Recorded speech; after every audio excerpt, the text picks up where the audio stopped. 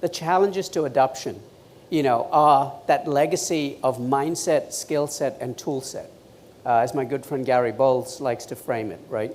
And those are the things that fundamentally get in the way of the transformation of work.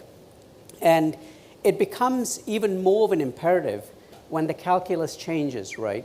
Because this thing called a job that we all know and dearly love, well, maybe many of us, maybe not all, was built for a very different era.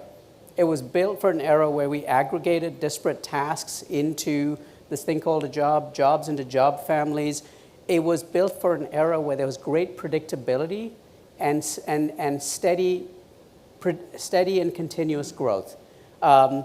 And that's not the world we live in anymore. The World Economic Forum has been using this term, the polycrisis world. The IMF recently estimated that volatility in the global economy has increased by 2.5 times, not 2.5%, but by 2.5 times over the last 10 years.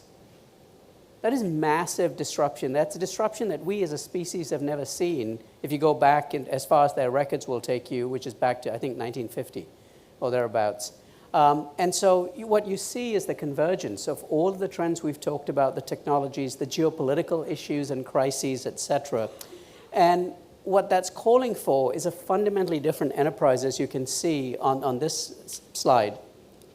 When our external environment was complicated, this thing called a job made a lot of sense, but it's rapidly become an exceptionally complex one, which requires a fundamentally different response because we have these discontinuities.